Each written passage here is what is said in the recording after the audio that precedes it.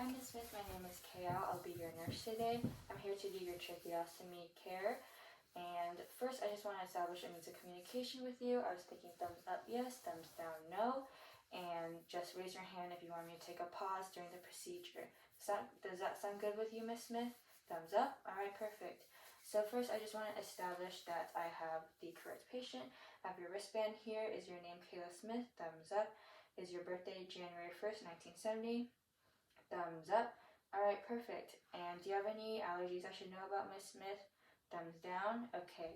And I'm just going to look at your vitals right now, and all your vitals are within defined limits except for your oxygen saturation, which is a little low at 92%, and your respiration rate is a little high at 24. Do you have any pain right now, Ms. Smith? Thumbs down. Okay. Now I'm just going to take a listen to your lungs. Just take a deep breath every time I move my stethoscope. Deep breath in, out, in, out, in, out, in, out, in, out, and in, out. All right, thank you, Ms. Smith. So I'm hearing some crackling in your lungs, so that means I have to do some suctioning. And as I mentioned before, I'm going to be doing some trach care, so that involves suctioning your inner cannula and also changing your inner cannula to a new one, cleaning your faceplate of secretions, and replacing your stabilizer with a new one. Does that sound good with you, Ms. Smith? Thumbs up. All right, perfect. And have you done this procedure? Have you had this procedure done before? Thumbs up. All right. And do you have any questions or concerns about it regarding it before I start? Thumbs down. Okay. Now I'm going to take a look at the emergency equipment. So I see that there's two trachs here. One that is a size 8, which is your size, and one that is size 6, which is a size smaller. I have an inner cannula here, and I also have an ambu bag that is 100% oxygen, which means it's connected to 15 liters of oxygen. And I'm just going to check that works by giving it a squeeze, and I see that the bobber is at 15 liters. I also have a trach collar here that's at 6 liters per provider's orders, and I also have a suction catheter connected to a suction canister. And for the materials that I have brought in myself, I have sterile water, and I have an inner cannula, a stabilizer, suction catheter kit, and a tracheostomy care kit. So now I'm going to wash my hands after I know that I have all my materials, and I'm going to put on a pair of gloves.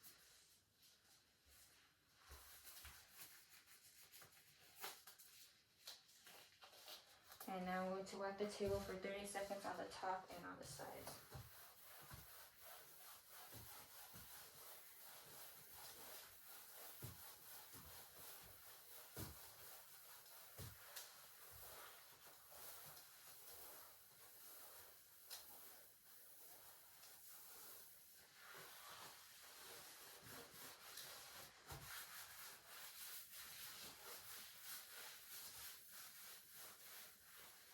Alright, I'm going to let the table sit wet for 2 minutes to allow for the solution to kill the bacteria and also for the table to dry. I'm going to do hand hygiene. I'm going to pull the curtains over for patient privacy. I'm going to make sure Ms. Smith is in a semi-Fowler's position. Ms. Smith, are you comfortable in this position? Thumbs up. Alright, perfect. I'm going to do hand hygiene, put on another pair of gloves. And I'm going to bring the materials over to start the procedure.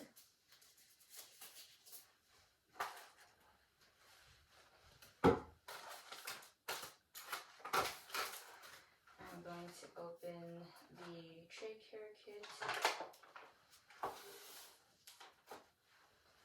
And now I'm going to take out the sterile gloves and also the sterile trach. I'm going to place it shiny side down. And now I'm going to put in the inner cannula. And now I'm going to open the suction catheter packaging and take out the sterile disposable container, ensuring I only touch the outside. And now I'm going to pour in the sterile saline into the box and the sterile saline into the tray.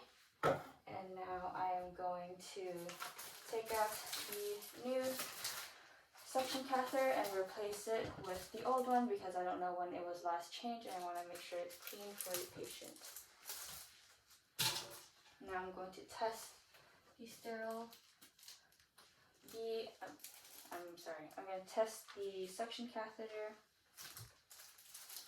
I'm going to pull out a few inches. I'm going to occlude the green hub and put it into the sterile saline. And I know that it's working, but I see that the pressure is at 180 millimeters mercury, so I'm just going to titrate it down so that once I do occlude it again, it will be between 100 to 120 millimeters mercury. So I'm just going to test it out to make sure it's in the range that I want, and it is. So I'm just going to replace the catheter at the head of the bed, and I'm going to take off my gloves, wash my hands, and put on a new pair of gloves, and we're going to start suctioning. Miss Smith?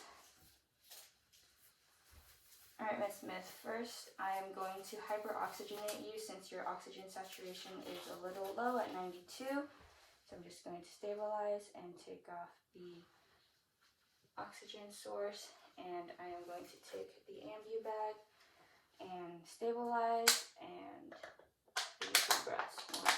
1, 2, 3, 4, 5, 6. 1, 2, 3, 4, 5, 6.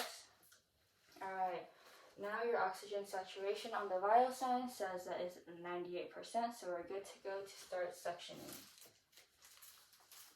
So now I'm going to get my suction catheter, and I'm going to pull it back a few inches and put it in the sterile saline to dampen it. And now I am going to insert it into the inner cannula. I'm going to stop when I hear coughing or I feel a resistance, and I'm going to pull out while occluding the green hub. So now I'm going to put it in.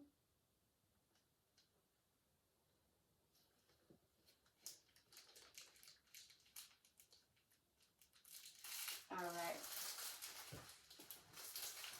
So I'm going to put it here. And I'm going to take the oxygen source, stabilize it, and put it back on. Alright, Miss Smith, how was that for you? Thumbs up. Do you have any pain or discomfort? Thumbs down. Alright, perfect. Now your oxygen saturation is still at a 98%, which means I don't have to hyperoxygenate you anymore.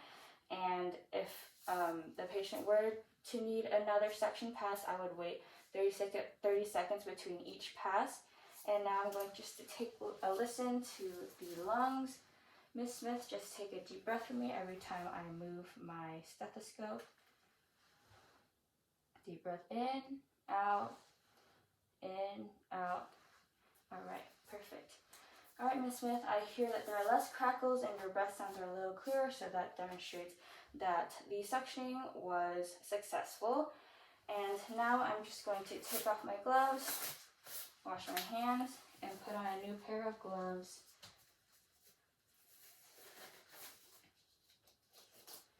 So that we will be changing your inner cannula. We're almost done, Miss Smith. So now I'm going to stabilize the faceplate, take off the oxygen source once again, and I'm going to stabilize the faceplate and take off the old inner cannula, throw it away, and now I'm going to take the new inner cannula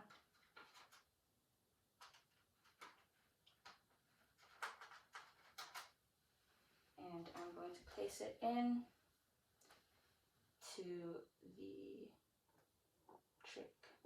I'm going to clip it in, and now I'm going to take off the old dressing and throw that away. And now I'm going to assess the site. There's no redness, no signs of infection or skin breakdown, but I do see some secretions, so I'm going to help clean that up for you. So first I'm going to put 3 gauzes into here, into the sterile saline, and now 2 Q-tips in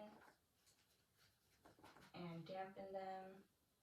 Now I'm going to take the first Q-tip and do a swipe down here under the faceplate.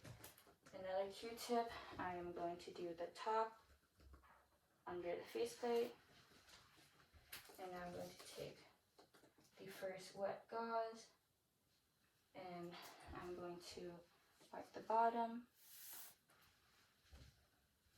I'm going to take the second wet gauze and wipe the top.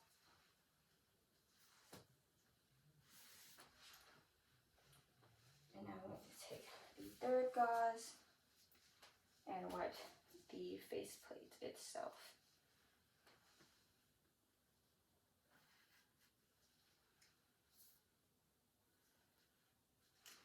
Alright, now I'm going to pat dry the side of the faceplate.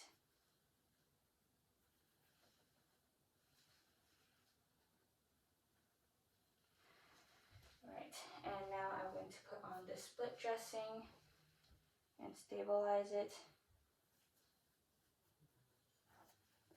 Put it on this side first.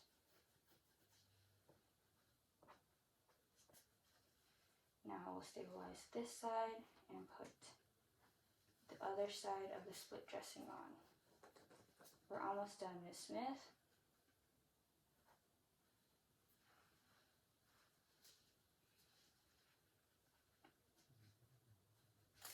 Alright, now I'm going to put on the oxygen source while putting on the oxygen source, and I have stabilized the faceplate. Alright, Miss Smith, do you have any pain or discomfort right now? Thumbs down. Were you able to tolerate it? Thumbs up. Do you have any hard of breathing? Thumbs down. Any shortness of breath? Thumbs down. Alright, perfect. So now I'm going to call in a nursing colleague to help me change the stabilizer, and I will be right back. I'm just going to take off my gloves, wash my hands, and I'll be right back, Miss Smith. Alright, Miss Smith, I'm back with Nurse Susan. We're back to change your tracheostomy stabilizer. We're both washing our hands, and we both have our goggles and our masks on. Now we're going to put on our gloves.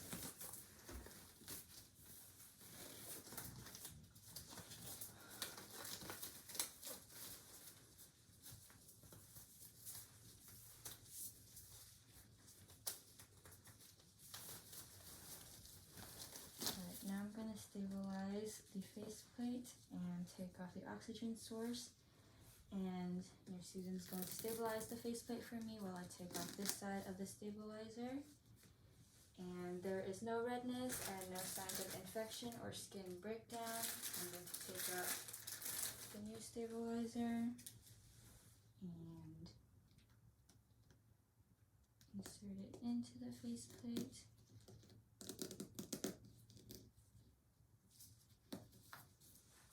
And I'll pass it behind your neck to Nurse Susan. And now we'll stabilize it for her. Okay, and there's no signs of redness or infection and skin breakdown on this side as well.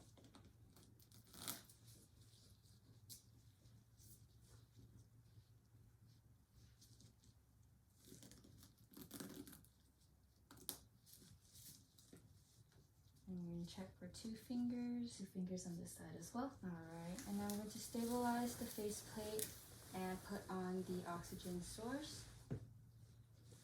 And now I'm going to clean up the sites, take off my gloves, and wash my hands.